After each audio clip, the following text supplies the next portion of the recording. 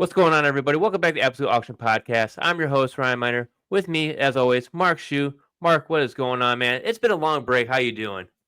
It's been a long break, but we got a little rest, got to watch a little college basketball, excited for the Final Four weekend. This coming up, all four teams, number one seeds, which is really cool. But yeah, we've got one of my favorite topics is how to build a par sheet, and we're doing it for Dynasty leagues. That's right, man. This week we are doing how to build a par sheet for Dynasty Leagues. And as many people have seen, like we did how to build a par sheet for a redraft league. And Mark, looking at a redraft league and looking at a Dynasty League, it's way totally different. Like you got to think so much more strategy into it compared to now or later. And that's one aspect about it of, building the par sheet is people ask, what is a par sheet? And what do you when you like to discuss par sheet? What is a par sheet to you, Mark? It's kind of just like your budget guide. It's really just, you're looking to have these target prices that you put on every player, or not every player, but every player in your roster position. And from there, you're using that budget. You're hoping that you can get players at under the budget, so you have a little more money that maybe you can spend later on in the draft. Um, and ultimately, it's just kind of keeping you on track. It's telling you that yeah, you're right at spending limit. You're above spending limit. You need to slow down, or you have extra money. You need to be a little more aggressive here in your spending, while there's still good players out on the board. Absolutely. And another thing too is like you're looking at you put your players together. You know what you're kind of looking for, but the main thing you really want to look at is your league settings. Like you want to know how many starters you have to have. Is there how deep is your bench? Do you have to have a certain amount of players on your bench to be a minimum in your draft? Like I have a league that that takes you have 26 bench spots, but you only have to fill 24. So it gives you kind of like a little bit of wiggle room to have two or more if you need to find someone on the waiver wire. You don't have to worry about dropping anyone. You can just add them back in after week one and not have to worry about trying to drop someone. And then like another thing too is the scoring system. Is it tight end premium? Is it heavy? Is it 4-point passing touchdowns? Is it 6-point passing touchdown? Is it PPR, half PPR, half point per carry, which is a fun league. I don't know if you ever tried that one, Mark. Or point per first down.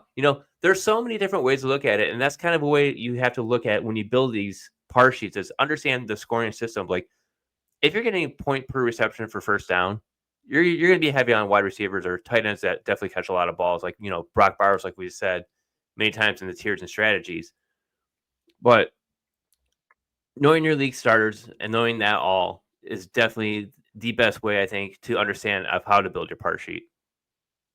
100%. And like, especially for Dynasty, if we're looking at a normal redraft league, we're looking about maybe 16 players, six bench spots probably, and having 10 extra. Say you have 26 in your league, there's 10 extra, and that's just $10 that's off the board.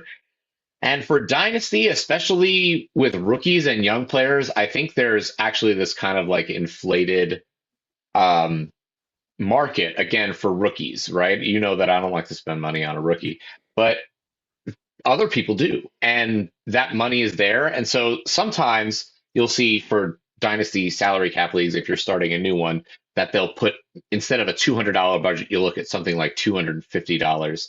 And I think that's probably too much money, but it's fun. So an extra $50 to spend a little more money, why not? It's good for me, and because you had that long bench, you're gonna like having that back end cash that you can spend on your favorite rookies for way too much, obviously, but still you're doing it at a later round. You have that extra money. It's kind of nice, and if you really spend it wisely, you can also kind of gain a little extra on the top end where you have your high priced players.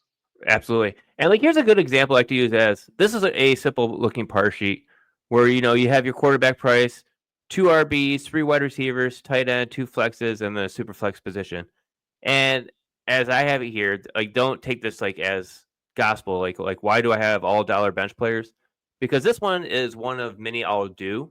And when I say I do many, I'll do 2 to 3, possibly 4 different variations of a par sheet to see how I feel is best for me. So, like, this one I have marked is a $200 budget, and what's great about it is you see at the bottom where it says $200, and then in the right column next to that is 0.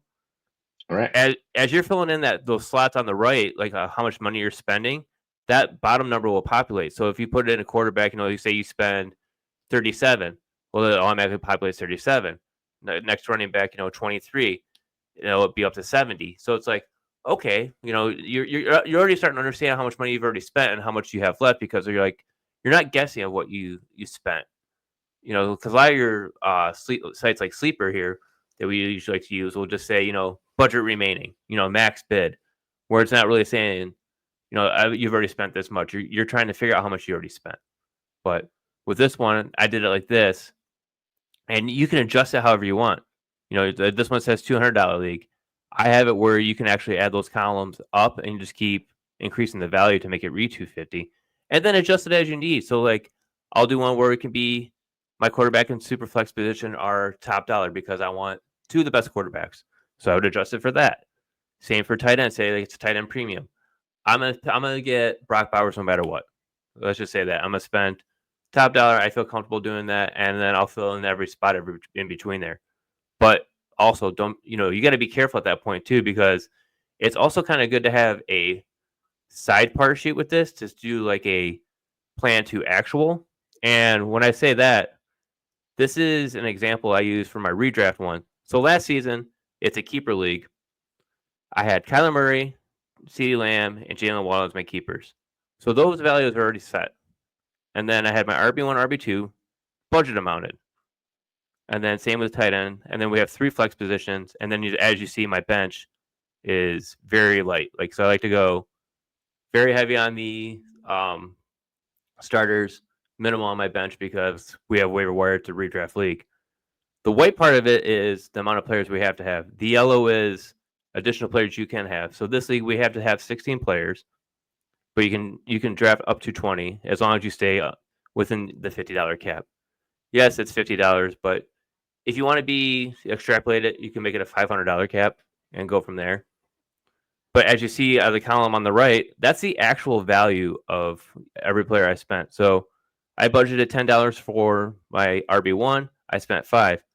But you look at my tight end, I spent, my target was 5. I spent almost double that. My flex, Deebo Samuel, was 10. I spent $6 more than that. So I had to constantly adjust, looking over, saying, all right, I got to adjust this guy because there's no way that I can keep this budget amount this. So I had to start being more flexible with my money. And then luckily, try to piece it together. So I get Tony Pollard cheaper. I get my RB1 cheaper. And then, Terry McLaurin I saved as a flex, which was a savior. But then you look at everyone else. Hopkins didn't really hit. Chubb didn't really hit. Eckler hit. Cousins, he missed. But you guys get the point, I think, by looking at this, giving a quick idea. But like, Mark, when you look at auctions, though, the best way to, when you build it, now, you're putting your team together, it's coming along. This is the easiest way to build win now teams, I think, compared to a snake draft. Because you look at the auctions, you can bid on every single player. You have the option to go into the win now mode. When do you know, how many players in do you know when you're into that win now mode? Because I know how aggressive you are when it comes to auctions. Yeah, I can be pretty aggressive. Yes, that's true.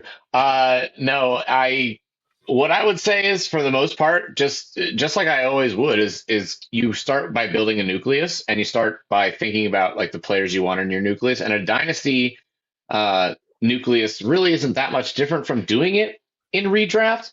You are just kind of looking for players that are young, rising assets, those top tier players, those platinum tier players that we always talk about. So you start there, you see what you can maybe get out of it. Maybe you get 1 or 2 from varying positions, or maybe 2 at the same position. I like to go double wide receiver or double quarterback sometimes, or I'll go a quarterback and a wide receiver.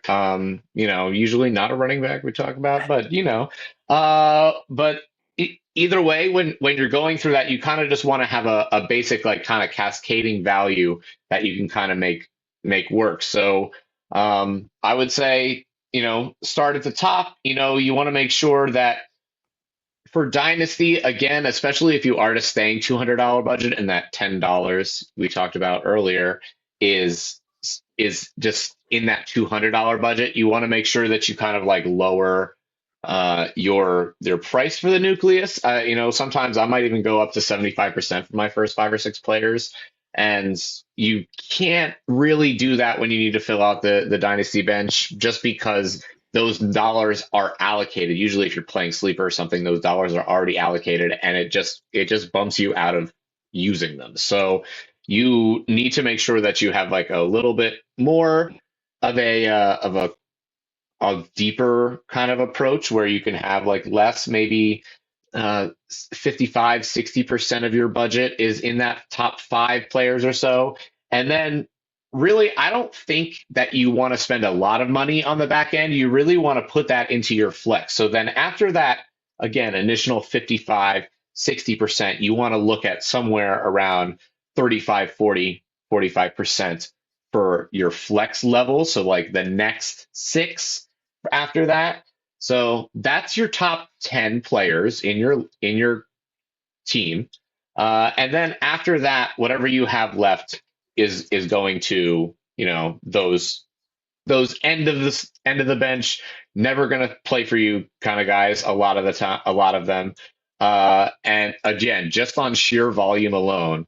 So if you have like a few $4, $5 players in a $200 budget that you can still salvage in that last few, that back end, that's great. But if you're spending $1 and $2, I don't think it's really going to matter. Again, they're not making as much of a difference on that back end as you think, so you might as well spend it again in that top half of the draft. Yeah, and plus I've had like I had someone reach out to me and ask me how they build a par sheet with rookies on it, and I was like, "What do you mean how you build a par sheet with rookies on it?" He's like, "Our draft has rookies in it." I'm like, "So rookies with no landing spots, and you guys are already bidding on it." I'm like, "That's pretty risky, I think, you know." And you've said it many times before, Mark. You'll let people bid on that rookie without knowing the landing spot because they see the potential, but look how many times we've seen that potential land in the wrong spot and never become something. And then, you have that top running back, or yeah, we'll say a top running back who you thought was going to be the best, and he went for about $25, and you're thinking, oh yeah, that's not a bad deal. But then the landing spot didn't turn out well, and now he's basically worth really $10 to $15 range, somewhere in that range. It's like it's a risk you take, but is it worth doing the draft with rookies now, or would you prefer to do it later and say like do like a linear draft after the NFL draft? I mean, if we're looking at last year, you could think that Jonathan Brooks probably went way higher than he probably should have now in hindsight, because we don't know really what he's looking like in Carolina, what his future looks like after he's not likely not to play this year. So yeah, I'm not saying that there won't be rookies out there that are worth it. I'm just saying that for the most part, rookies are still kind of lottery tickets. It's just how in their nature, even the first and second round rookie picks, not necessarily in the NFL draft, but anything after the second round is kind of no sure thing in the NFL draft even.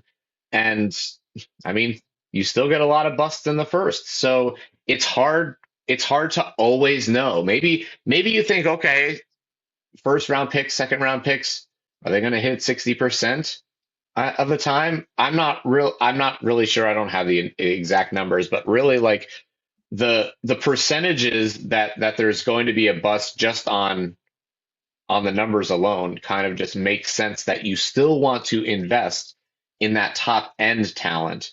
And while in a snake draft, it's easy to kind of just say like, oh, no one's taking a rookie in a round, or like the first 10 picks or the first 20 picks. Maybe I could get my first round pick. Sure, go ahead. That's fine. I'm not going to be the one who does it. I get why you might want to do it, and if you want to catch lightning and that takes you to the top, that's fine. But it's not really how I'm willing to play. So you can spend the money again. That's why I like that adding that extra $50 if you want to work with rookies. Um, but really I don't like spending that much money on them. And I really do prefer if you're doing dynasty startups or really salary cap auction leagues, which is kind of like your league that you just showed a few minutes ago is a lot like that. I love playing those leagues and uh This one, you right? yeah, you want to have, even in these situations, I like having a linear draft, and you can still assign a contract value to them. I have $1,000 salary cap, and we put rookies. The highest paid rookie is $40, um, and and that creates a lot of great chaos in the league just based on how the rookies do well. I think that's a good way if you're looking for a league where rookies can really kind of like flourish and make the season, because you have these low dollar players that are exploding, and it kind of tells you how, along with how you budgeted your auction that year of free agents, it kind of makes the whole season. So if you're looking for salary cap auction, I would suggest putting a linear draft in still. But I understand why people want to bid on rookies and have their dynasty auctions with rookies built in. I'm just not going to be the one who spends on them.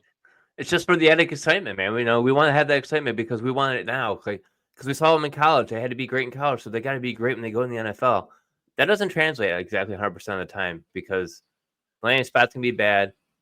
And this year, for like when it comes to like doing like dynasty startup drafts, like my par sheet, yeah, it shows quite a bit of money for running backs, like $20 on each side.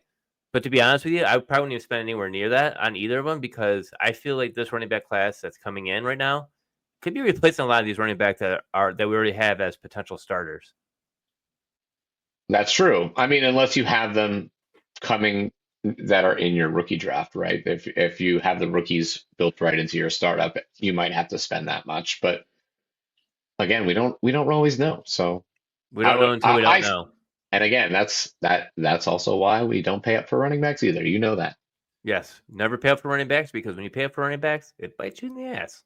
Know from experience. All right, man. We'll wrap it up here. That was a great episode.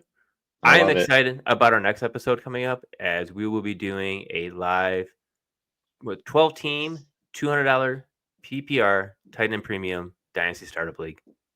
We'll catch you guys next time. See ya.